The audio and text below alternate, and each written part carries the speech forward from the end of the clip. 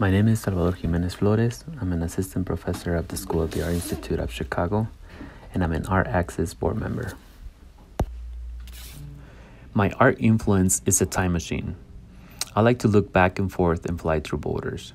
Dialogue and contradictions are essential to my work because they describe the complexity of our close-bred society. I'm particularly interested in the events that have shaped history in the Americas. The study of these formative events helps me to understand the present and gives me a glimpse of our society's direction for the future. The United States and the media have created the perception that anything south of the U.S. border is substandard, or what some people refer to as Americans' backyard, especially referring to traditional areas of domination in Latin America. These notions have inflicted generational traumas upon Latinos, and we often end up believing these impressions, feeling inferior to U.S. citizens. Unfortunately, many U.S. citizens or Americans also believe that they are superior to Latinos and other minority groups. As a new immigrant, I experienced the feelings of second-class citizen and accepted these positions of inferiority. It was through art and education that I realized that these are socially constructed impressions, which I have overcome. I have always been fascinated by pre-Columbian artwork. I'm amazed by the sophistication of their craft and their storytelling through their art. I'm intrigued by the pre-Columbian people's way of life, beliefs, myth, and deep connection to the earth. Their ceramics and stone sculptures inspired me to start working with clay, giving a physical form to my personal experiences. When thinking about industry, conceptually, I'm thinking about the social constructs that are created in our society and the molds and categories that we assign to each other. Also, it reminded me of a quote by Eduardo Galeano.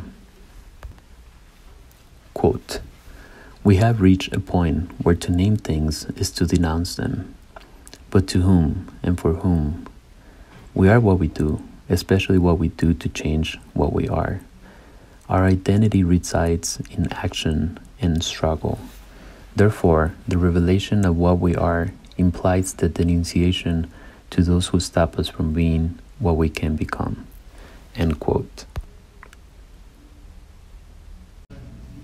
With these two things in mind, I created the body of work titled, "I'm Not Who You Think I Am." These works have allowed me to mask myself with the stereotypes, perceptions, and expectations assigned to me merely because I'm a member of an ethnic group within the white dominant culture in the United States.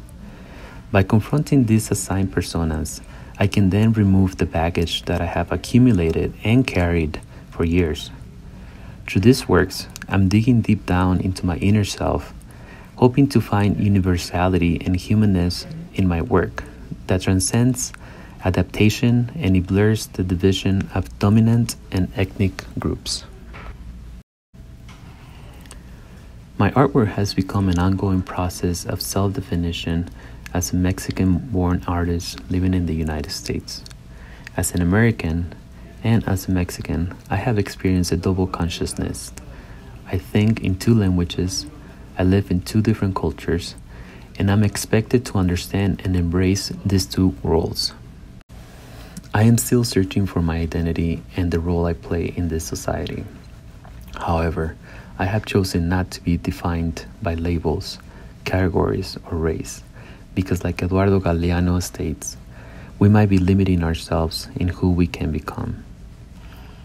Identity is an ongoing process of self-discovery and transformation that is complex, contradictory, and challenging.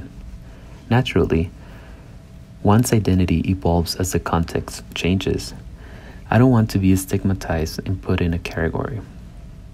I want to continue exploring who I am, but in an environment that goes beyond flags, languages, cultures, and society's ideals.